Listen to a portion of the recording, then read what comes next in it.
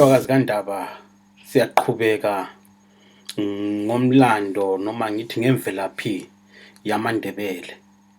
Ngikhuluma ngamaNdebele kaMzilikazi kaMashobane akhele emathebeleni njengamanje. Ngibuya futhi ngikhulume ngamaNdebele kaMusi ayakhele endaweni zaboPitoli naseMpumalanga nazo zonke nje izigaba eseSouth Africa. Siqhubeka-ke ngesiqephu sesibili inkosi uMzilikazi lapho isisiya kwakha emathebeleland. Kodwa-ke sikhumbule ukuthi kulesi siqephu esidlule sizwe ngenkosi uMzilikazi isuka isiya khonza ngaphansi kwenkosi uShaka. Ngikhuluma ngoDlungane wombelebele. Yasuka-ke lapho inkosi uma inkosi uShaka esithe yamthuma ukuthi ayethumba izinkomo zikaHanesi ngamabutho amadala okade kusobala ukuthi inkosi uShaka ibisifuna ukuthi uMzilikazi asale lapho empini. Ibuka-ke inkosi uMzilikazi siyakwakha le kwaNdebele lapho ethola ukuthi vele ungathola ukuthi bekunobuhlobo begazi. Ngikhuluma ngamaNdebele kaMusi ngokuzalana kwabo. Ubaba uSibindi chazile ngokuzalana kwabo. Kwabonakala ukuthi amakhumalo vele namaNdebele bengabe behlobene ngempela. Kodwa-ke uMzilikazi ngoba sazi ukuthi ibiyinkosi ebethanda ukundlondlobala njalo ithanda ukukhula kakhulu, uthe lapho ehleli ngaphansi kwalamakhosi asesindebeleni akwaNdebele wagcina esakhe itulo o ngithi uzungu lokuthi awagudlule. Ugcine esembulele uSibindi. Kuthe uma esebulele uSibindi wabuya futhi wabulala inkosi uMagodongo wakwaNzuza. Manje-ke inkosi uMzilikazi kaMashobane siyambuka esesiya emathebeleland. Asizwe ukuthi udokotela Mkhulu Sibindi usiphatheleni. Siyabonga kakhulu. Nanku baba Sibindi. Thathe-ke lapho nkala uMzilikazi esesiya kwakha namhlanje sikuthi emathebeleland. Yeah. Well, the proper pronunciation is Mathebeleland. Yeah, Mathebeleland. Mathebeleland. Yeah. Ufike wakha-ke isizwe. Wafika-ke lapho lezo zizwe ade zilapho-ke izizwe zabalozwi, amakhalanga. Yeah. Ufice izizwe zabalozwi, amakhalanga. Wafica-ke izizwe zabeSotho. AbeSotho laba ababizwa ukuthi ngababirwa. Okay. Wafica-ke amaVenda. Yeah. Wafica-ke amananzwa. Labathwa ziningi kakhulu indawo akade zingalabantu kuphila abathwa. Ngoba if you look at it very closely, angicabanga ukuthi lezo zizwe engiziqambileyo bezi occupy the whole space of present day Mathebeleland and Midlands. But asikuthi kasithi kafica ngabantu hayi. Yeah. Uficile umbuso wamakhalanga. Yeah. Obusendlini kaMtinima. Okay. Umficile uChibundule ngoba abantu laba angicabanga ukuthi bebelombuso owodwa. Bekuyimbuso ekade, kodwa-ke umbuso wabo kukhanya ngani ubuchithwe nguzwangendaba. Uzwangendaba obehambe phambili kwaMzilikazi. Wafika wachitha-ke umbuso wabalozwi. Yeah. Njalo umambo wokugcina wehlulwa nguye uzwangendaba ehamba lonyamazana. Uzwangendaba wasexabana-ke lonyamazana. Uzwangendaba waqhubeka wayawela umfula uZambezi. Yeah. Kwasala unyamazana. Unyamazana bekuwumuntu ongumama. Yeah. Induna eziningi ezisendaweni zabo Nyanda, inyanda yomkhonto indawo namhlanje sithi iMasvingo. Okay. Yeah. Ngezikanyamazana. Ah, okay. Yebo Chief Mapansure, Ogwebu, Oweta. Ye, zinduna zikanyamazana leziya. Ochilimanzi. Oma Ozimutho. Onyamande. Okay. Zinduna zikanyamazana. Yeah. Zinduna zamaSwati. Okay. So uthe eseyakhile kwasokufika ke amaSwati kanyamazana. Yeah. Bezocela ukuthi bakhonze. Ngaleso sikhathi amaSwati kwakuyisikhathi sempunza. The only way impunza labo smallpox ababe avoida ngayo kwakuyi social distancing, the segregation. Kwakusithi amabutho angaphuma ehlasele buye bantu smallpox befike bethi hayi segregateani lapha hlalani lapha. So amaSwati lawa kwakuyisikhathi sempunza, kodwa uMzilikazi wavuma ukuthi athathe indlovukazi yamaSwati uNyamazana ibe unkosikazi wakhe. Inempunza. Kati angithi bathu le nhlanhla yamaSwati aqonywa inkosi elimpunza. Okay. Yeah.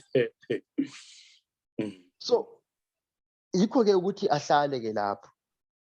Yeah.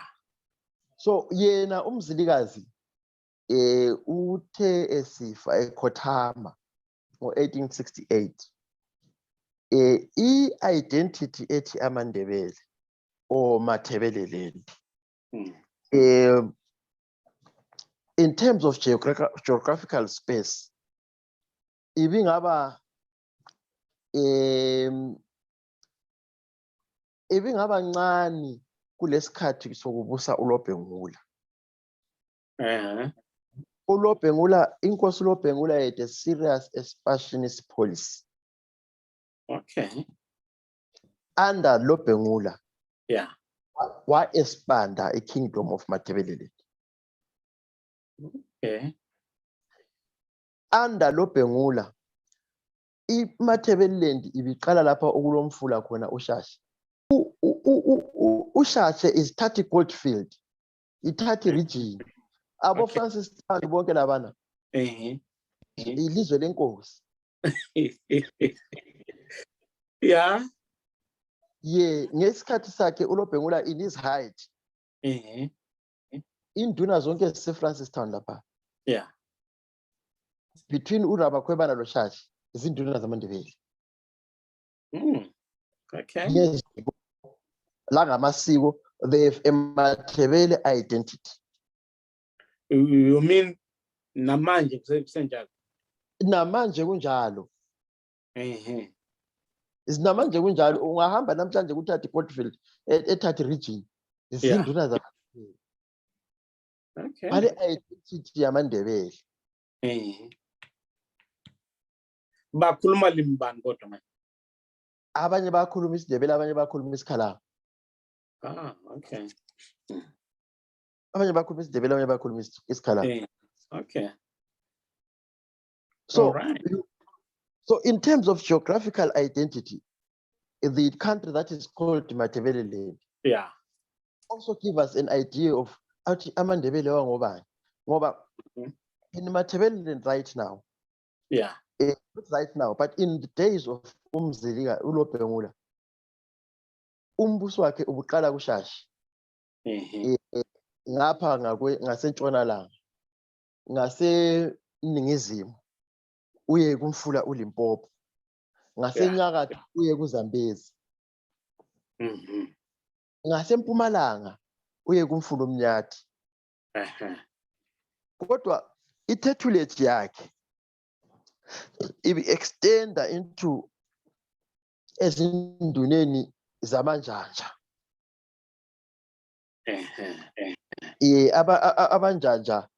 Abanjanja namhlanje ngabantu abasendaweni zeMasvingo. Okay. Yibo abanjanja. Yeah. So ubufica izinduna zonke zona lezi lapha bezikhonza. Enkosi. Yes, bezikhonza enkosini njalo inkosi ibizivikela. Njalo ama-relations azo namhlanje they are being made to be sour. Inkosi yayiboleka induna zabanjanja inkomo ibasisela inkomo. Yeah. Ukuthi ma kuthiwa amaNdebele bephila ngabahlathi lithatha inkomo ngamanga aluhlaza lawo.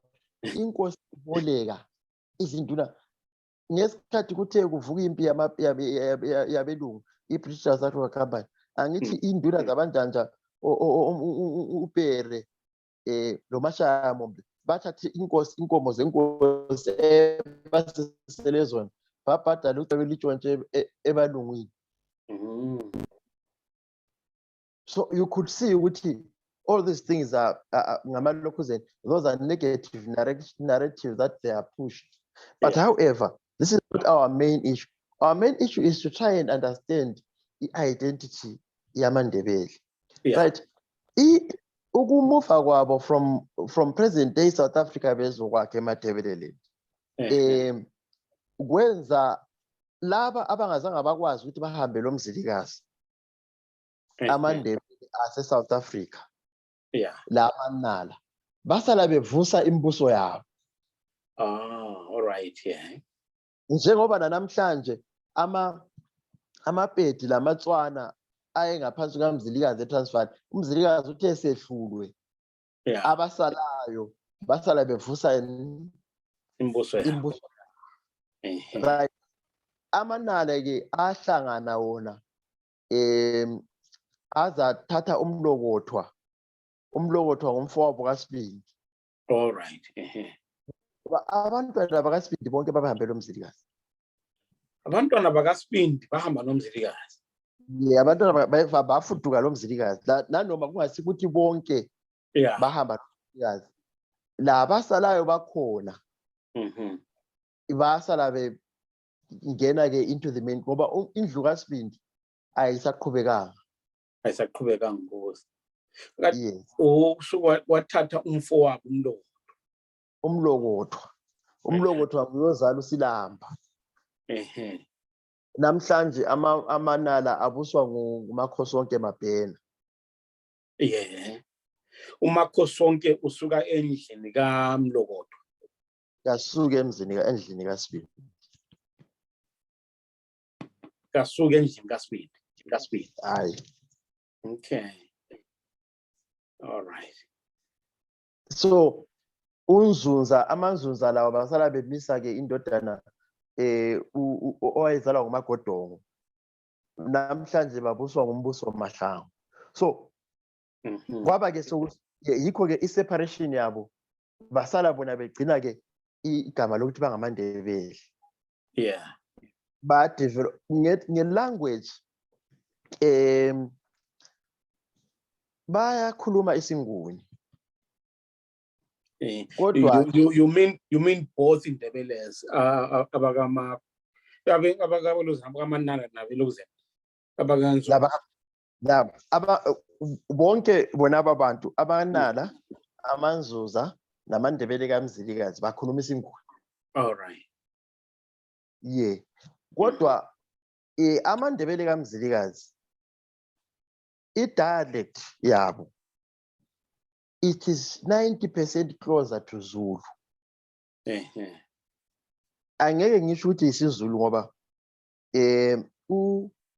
uMzilikazi yena ekhonza kwaZulu kahlala ngesikhathi eside.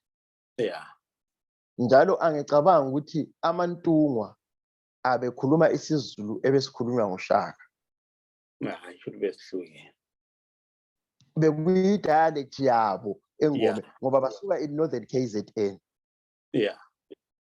So you will find ukuthi uba separate nge-language ngoba i-development ye-language yesalisenzakala la amanala zunza buningi bawo sebekhuluma basasikhuluma isiNdebele kodwa isiNdebele sabo sesilesibhunu.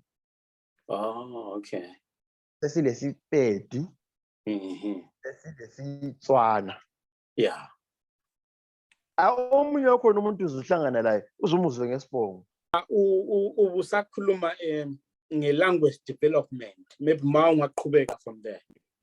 Yeah, i-language development bona ngapha basuka baba exposed to isibhunu, baba more exposed to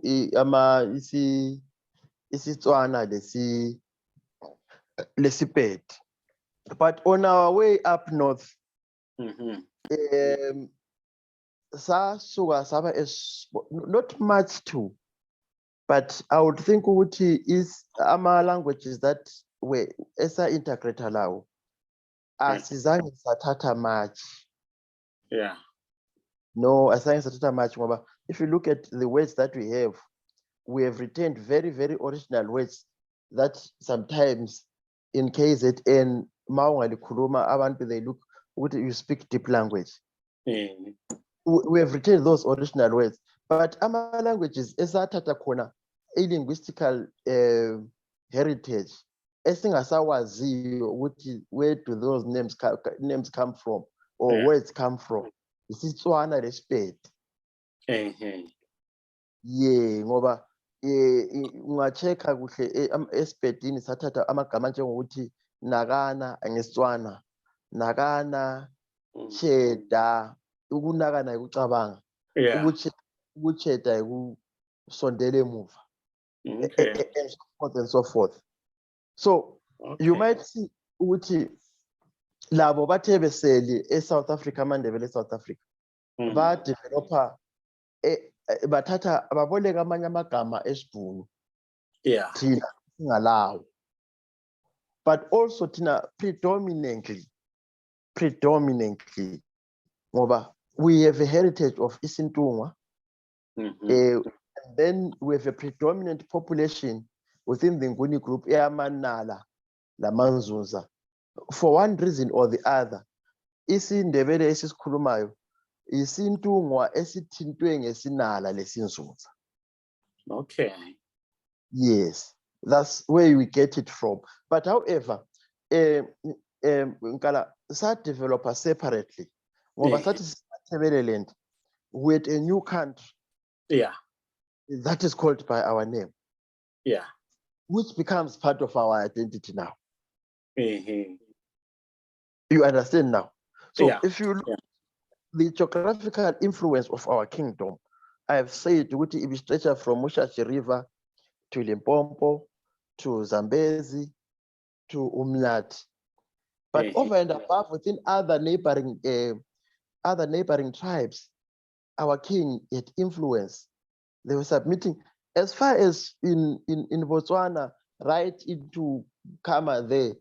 There was a time when King Lopengula thought that Kama is his subject. So you could see under Lopengula there was a serious expansionist policy. Yeah. So this is our identity. In prehistoric time, of course, abantu bebenga shalanga in all over the place that you call Batebelele. Yeah, endaweni ezinjengabo Lupane, Onkai, labo Cholocho, obekungalabantu. Okay. Abantu bafakwe laphana ngo-1894 ngecolonialism. All right. So kufonywa igwayi leShangani Reserve. Yeah. So akula muzwe wenkosi mawakade uhamba uqonda in western part of the country. Umuzwe wenkosi obokugcina bekuyinyama yendlovu. Okay. Usiye eCholocho ngale bekungela mizi yenkosi. Bengunamizi yenkosi. Hayi. Abantu bahlala sitshela phana so kufonywa igwayi leShangani Reserves.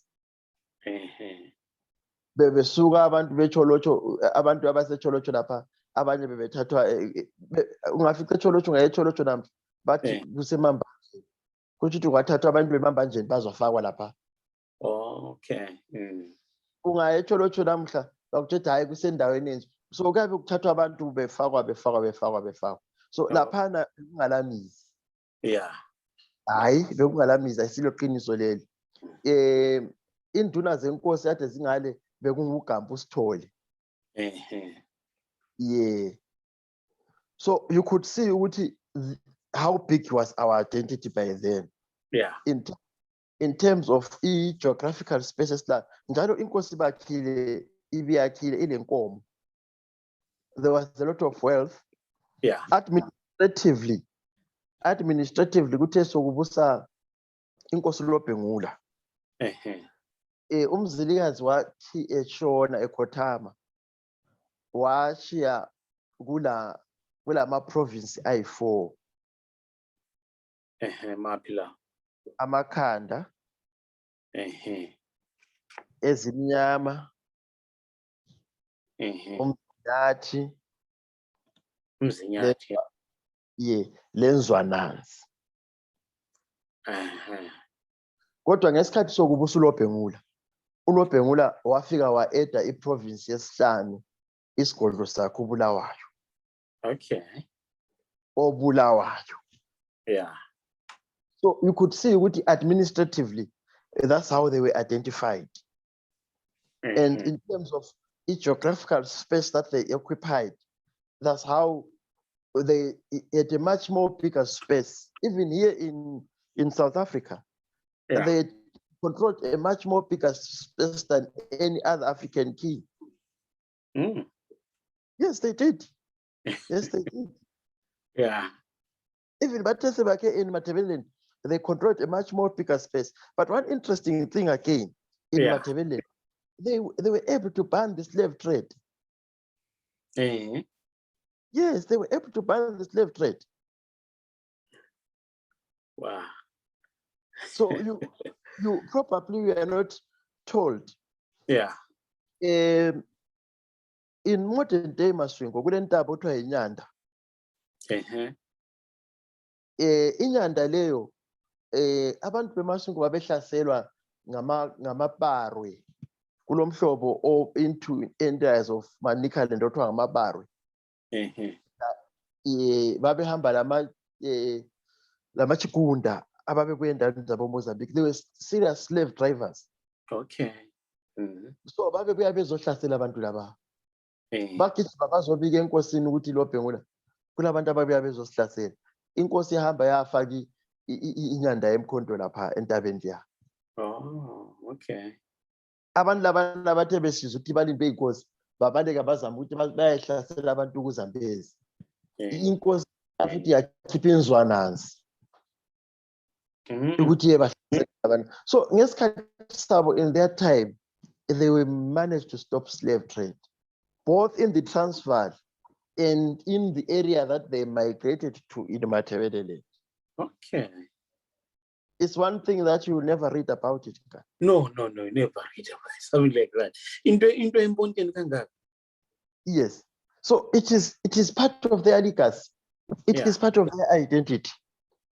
The country that they ruled, the people that they ruled, and the people that survived. But however,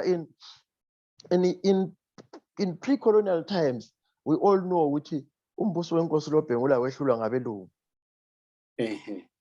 Abelungu laba behamba lo roads. We will not dwell much into that. But consequence yokuthi wehlula umbuso ukuthi why old identity yamaNdebele? Ngoba amaNdebele ngabantu aba-identifya lenkosi. Right. I-identity le way-alter in two ways. Okokuqala, uza kubona ke ukuthi ngeke ngakulandisa ngaphambilini inkala ukuthi kusuka umfula ushashi loRamakhwebana isizwe senkosi. Kodwa kuthe uLobhengula esehlulwe ngabelungu. I-30 Goldfield, i-30 region. Akusembe igolide lapha. Basebesala balabona ukuthi bajoyine uRhodes le British South Africa Company. Baqhubeka bona besenzani? Besemba igolide labo. Bengasongxenye yeRhodesia, bengasongxenye yeBotswana. Okay. Kuthi ngo-1964 iBechuanaland amangisi as a give up iBechuanaland as a protectorate. Base bahlanganisa ke le Botswana. Amangisi specifically they refused ukuthi fakwe enye inkosi. Yeah. So lokhu ke kwenza ke ukuthi izinduna ebezikhona abantu bengasahlangani in the same way they used to, ngoba ngesikhathi kubusa amakhosi amaNdebele bekuhlanganwa, inkosi ibibizwa umhlangano wenqwala. Yeah. Inqwala, it was not a once-off ceremony.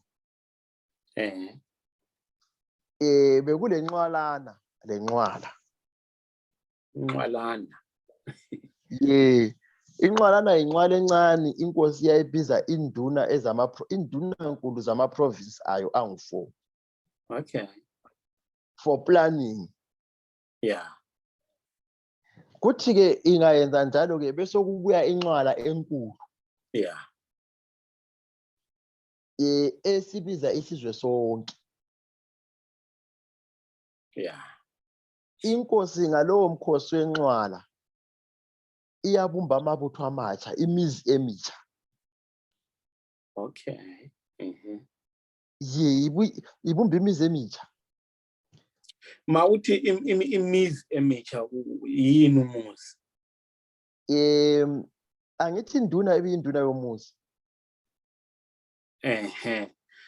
Mawungakuchaza nje khonapho ukuthi induna yomuzi, ngoba ngolimi lwanamhlanje uyathatha ukuthi umuntu lese ungathatha umfazi uye kwakhala phana swakhe umuzi. Okwenzakalayo nanku.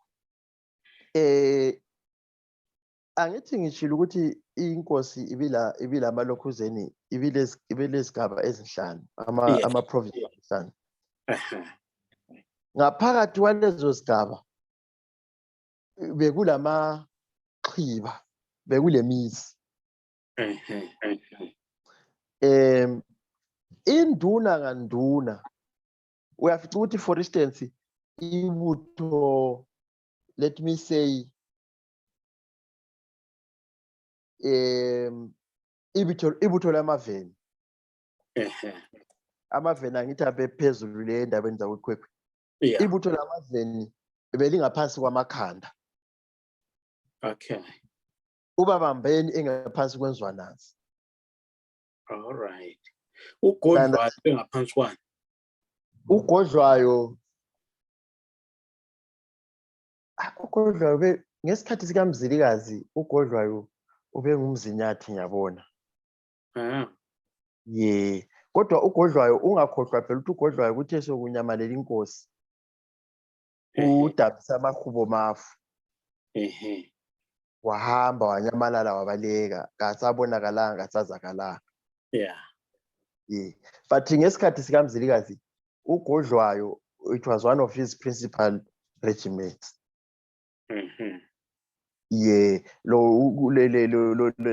Laleli butho ezimnyama ezikamaqhekeni Sithole. Amakhanda amhlophe. Ake ezimnyama ngamakhanda amnyama, amakhanda amhlophe. Oh, okay. Yeah. So umlophe kulayena ufike wafaka uBulawayo. Ngaphansi kwaBulawayo induna yakoBulawayo kwasekuba uMagwegufuyane. Hawu, yebo. uMagwegufuyane bekuyinduna yakoBulawayo. Induna yakoBulawayo in present day terminology singathi ngu-prime minister. So umuntu ade ngu-prime minister kaNobhengula nguMagwegufuyane. Magwegufuyane, okay. Yikho ubona wathi wahamba lenkosi. Yeah. So why all takhona identity yakho ukuthi abantu kabasela nkosi. Yeah. I would suppose ukuthi even up to now akusela ngoba institution of the kingdom eMandebeleni is a place where altar khona where people come together. Mhm. So ukunyamalala kwenkosi kwayi-old ngoba inkosi yona ngokwayo in terms of the identity was the first citizen. Yeah. Umlando wayo, izimpi ezilwayo ziyingxenye i-identity yesizwe. Mhm. Ngoba angithi bengishilo ukuthi ngomnyaka inkosi yayisenza inkosi wenqwala. Yeah. Inqwala yayingaso event eyodwa. It was a month-long event. Oh, okay. Yeah. Ukuthi inqwalana encane yayiqala ibiza izinduna zangaphakathi. Yeah. Kuhlelwe for planning purposes. Kuthi maso kubiza umphakathi lezi izinduna lezikhulu. Mhm. Ngoba kwakulo mphakathi kulezi induna kulezikhulu. Sezibizwa ke ukuthi kuzogidwa umgido wenqwala. Umphakathi uthe bekunomphakathi nezinduna lezikhulu. Yeah. Umphakathi ubu-composed of what? Umphakathi angithi umuzi ngamuzi. Yeah. Ubule nduna yawo. Mhm. Umphakathi wawo. Those were men ababehlala within umuzi. Ngoba induna yedilipa yayithetha amacala phela. Induna Yayithetha amacala kodwa amacala amakhulu ayedluliselwe enkosini. Yeah. So lowo mphakathi ke kwakuwumphakathi wamadoda. Okay. But they would all advise the institution of the king. Lezi nduna bezi advise. Izikhulu, they were men of fiber. Mhm. Yeah. Amadoda ayekhaliphile sazi ukuthi ubani ukhaliphile. Yeah. Who will sit and give advice to the king's council. Okay. So you could see ukuthi i-identity yabo was not only political but administratively. Yeah. Administratively ukuthi bahlala phansi, they planned for the year. Baba Sibindi ilokhuzana. Indlela okubeka ngakhona ngendlela akade behlele ngakhona. Was it something deliberate or into kade bezibona sebeyenza? No. We couldn't say ukuthi abantu laba bayazibona sebesenza. It was a deliberate plan. So this was a highly organized and structured losing. Yes. Yeah. It was you could see if you read much of their history, you would observe that they were highly administrative. Yeah. Very good administrators. And UMzilikazi administration is evident throughout. Yeah. It's very, among the Nguni kings, he was a better administrator than either Shaka or anyone. In terms of administration, we could single him out. So they were so administrative. So they were so organized administratively that their own identity. Because at the end of umgido wenqwala, inkosi yayisenza ama-rituals amabili. Eyokuqala babecula ingoma. Ingoma leyo is a national anthem yamaNdebele. Yatshintshwa. Ingoma le esiculwa ngamaLondon namuhla ethi wozubona indaba engasiyo yomkhonto. Ingoma lana bayiphendulela amaLondon. Yayingoma yamaNdebele ayicula ngengoma yenqwala. Ithi wozubona indaba yomkhonto. Sifikile isilo sakoMashobane sidla amadoda. Okay. So bayitshintsa ingoma lena babeyicula mase beqeda umgido wenqwala. Inkosi ibisiphosa umkhonto. Ingaphosa umkhonto ku direction yaleyo mkhonto amabutho ayaphuma ayohlasela isizwe asificayo. Yes. So usho ukuthi kwakungahlalwa phansi ukuthi kuthiwe sizoyihlasela isizwe esithize. Kwakulandelwa nje kuphela i-direction yokuthi umkhonto nje okuphonswe wabhekiswayo sizohamba kuphela. Ngaleso sikhathi makuchitheka inxwala umkhonto obhekiswe khona amabutho ayakhona. Kodwa kukhona ke ukuhlasela okwakungahlelwa ngale komkhosi wenxwala.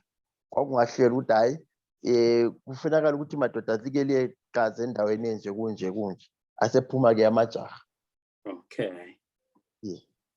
So i-identity yakhona was based in culture, administration, administrator ngayo le geography yayo. Kodwa ngesikhathi se-colonialism isizwe samaNdebele sanciphiswa kanje. I-geography yayo angithi ngikhulumile ukuthi ingxenye. So bona belungu futhi basebefaka ke basebesehlukanisa bathi le eMathebeleni South, eMathebeleni North. Basebesithi emzini wamaNdebele bafaka imidlands. Akulanto okuthiwa imidlands. Imidlands eMathebeleni. So i-identity yabo was altered.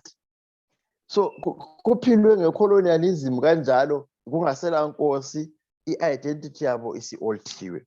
But so we also see, Mr. Nkalasi, observe ukuthi in native colonialism, in native colonialism ngikhuluma ukuthi i-colony yase the other state is ngoba iMathebeleland is a colony. It is ruled by a conquest. Whose conquest? Conquest, angithi iMathebeleland was defeated. So they were colonized and defeated. Botswana is a protectorate. There is a difference in terms of the colonial policies there. Ibarotseland, Zambia was a protectorate. Swaziland is a protectorate. Lesotho is a protectorate. KZN is a colony. Cape Town is a colony. So Mashonaland is a colony. It's a protectorate, sorry. So you could see which ngesikhathi se-independence, when they were bringing back independence, bathatha i-identity yamaNdebele bayifaka under i-identity of a native colony, okuthiwa yiMashonaland. So iMashonaland ya-assume ukuba ngama-native colonizers awemathebeleland. Yes. So by then, iMashonaland yasi-assume ukuba ngama-native colonizers. Now this is how it happened. This is how it happened. By the time of independence, in the Lancaster House Constitution, but when the new state will be ruled by parliament, parliament. But nigga iMashonaland 60 seats. iMathebeleland bayanika 20 seats. Abelungu labana babanika 20 seats. Basebesithi wena ama-seats angu-20 awabelungu are distributed proportionate after 10 years. Meaning ukuthi after 10 years, ngo-1990, iMashonaland ya receive 12 more seats, while iMathebeleland ya receive 8. But in international law, that is a flawed decolonization process. What was rightful then was for the Lancaster House Agreement to bring back Mathebeleland and Mashonaland separate. But nge-liberation struggle, abantu abazange belwela ama-separate laws and states, isn't it? Yes, that is true, Kara. But what you should always know is in the context of the decolonization process, it is the right, it is the mandate of the colonizer to return whatever that it took, the same way and position,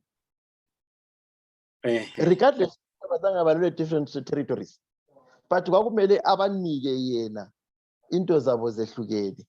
Abese, like what happened in Zambia.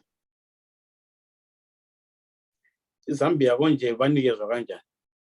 iBaruseledi bayinika separate, leZambia bayinika separate. Basebevumelana bona bodwa ukuthi baforme i-Republic of Zambia. Yikho wawuzukhawu one Zambia, one nation. Yes, but why didn't they do it here? So why alter is another term which is altered, because now in present day sense, Matabele land is being identified in the context of a republic. And that republic is a settler colony. It's a native colonizer. So you could understand what this is what has affected the identity of present day Matabele. Now, because of that, they have lost amandla in the context of political identity, because they cannot be identified in any political space because of their minority status. They are now open and secular to every Shona leader who comes into Matabele land and claim anything. So he will appoint his own people to represent his own interests.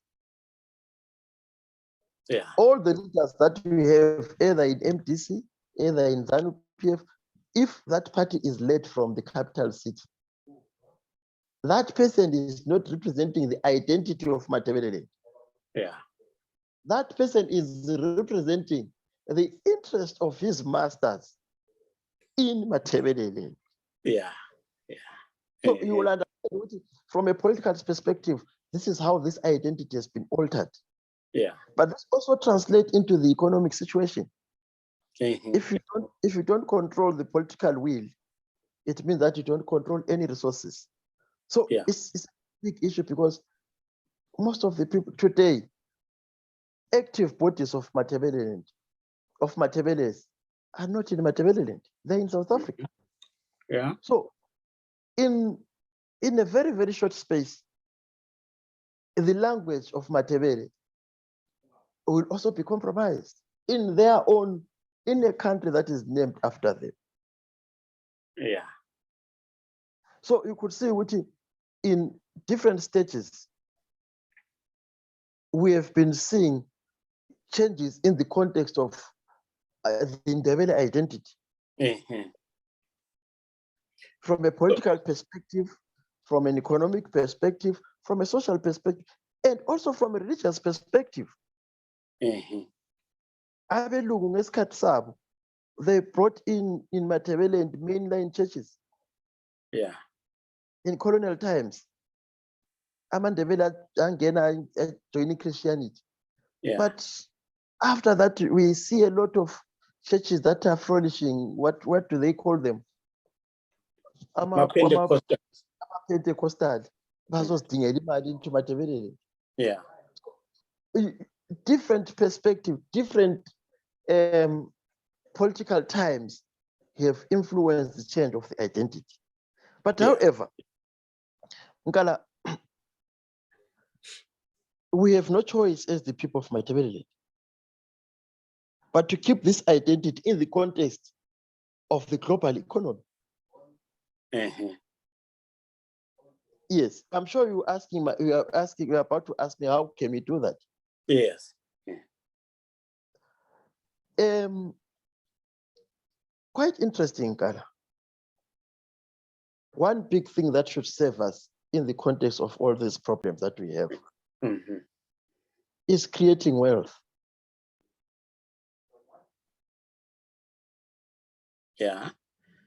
Where? Right. if you look now, we are all here in Johannesburg. Yeah. Some of us are in London, some wherever the place. One thing that we have managed to develop skills. Yeah.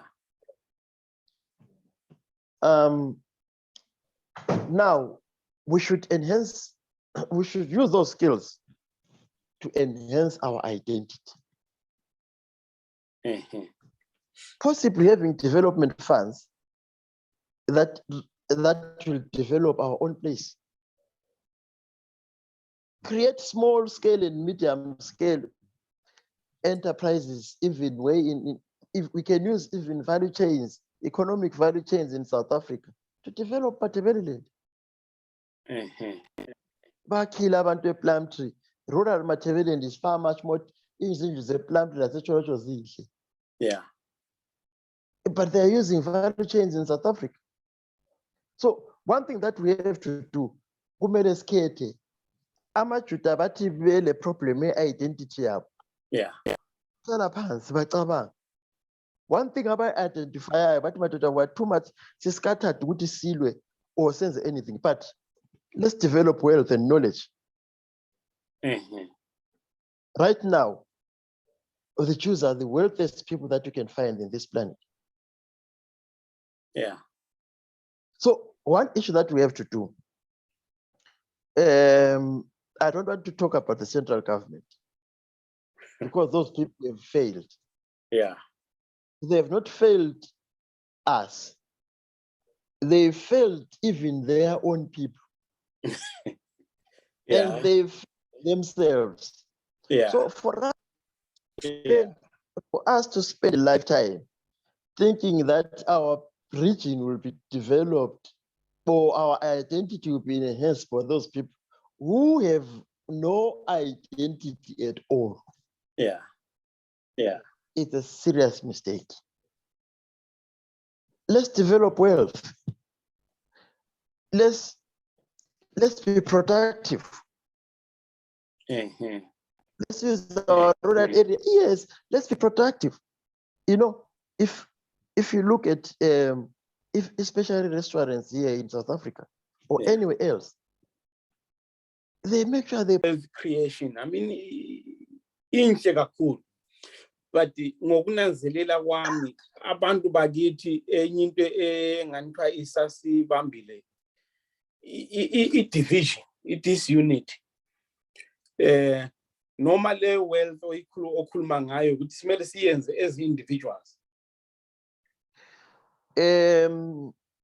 It's quite interesting, Kala. Angithi uyabona ukuthi one thing that what has happened is that globalization has been able to bring a lot of information in our fingertips. You understand? Yeah. So now, ungakhuluma ngokwenza ama-development funds, you run a risk that ukuthi i-investment yakhona will not be able. But ungaqalisa ngento ezincane Nkala, of empowering people with knowledge that will make them productive in society. Then you will make a difference. Ngoba mawusithi lo muzi wena enyama yendlovu, yes, a small scale farming. Yeah. Yeah. I mean, look Nkala. Okukhulu nge-dairy board kuyini okwenza ukuthi thina size sime kuthiwa i-dairy board is a state organ eyiyo eproduce ama-ice cream. Kuyini okumangalisayo? I mean, in their industry, what knowledge do they have or expertise do they have? Ama-ice cream angisiyathenga okuyimchina eSouth Africa lapho in every corner Bulawayo. Omuntu abelethe la yenza ama-ice cream. Yeah. Yeah. Yeah. Very light industries, we should be able to take them off without even fighting with anyone. Yeah. So you will see which will enhance this identity by winning very, very small battles. So it is up to us, Nkala, how do we want to keep this identity? But my advice is that let's develop knowledges and that will sustain us in the global economy. If you look today, the Indians, throughout the world, they've managed to sell ama spices up. Yeah. And the Chinese have done the same. Yeah. So it's where we are, because what makes us difficult, what makes us divided in Ghana politically, ikuthi siyalamba. Yindlela isibuyele. Yeah. But wena Nkala umuntu ngasuza kuthenga ukuthi uthengisa usibindi usutha. Yeah. So let's try by all means ukuthi let's develop wealth. You might find ukuthi singadevelop wealth even the politics yona le esiyifunayo anti siyabe sesile mali yethu. We can't do anything about it. Yeah. Hayi no ngiyakuzwa baba Sibindi. I think to conclude on the key points, sikhuluma nge-identity yamaNdebele. Kule narrative ethi yona amanala namanzuza, which are South African Ndebeles, lamakhumalo, they come from the same ancestry. So you might find ukuthi i-identity yakhona is more spiritual than our understanding. But the biggest identity, where the name comes from, I will then suggest that the name comes from abeSotho besithi imaNdebele. Even up to now, they still identify South African Ndebeles as maNdebeles. So Ndebele could be an English version of maNdebele. So upon the immigration of UMzilikazi, the South African Ndebeles were able to resuscitate their own kingdoms. But a good number of people were taken by UMzilikazi into modern day maNdebele land. Yeah. And the identity of Ndebele was enhanced in successive kings in loBengula and UMzilikazi. loBengula had a serious expansionist policies. So then the identity was altered after the demise of the Ndebele state, because the Ndebele monarchy was destroyed.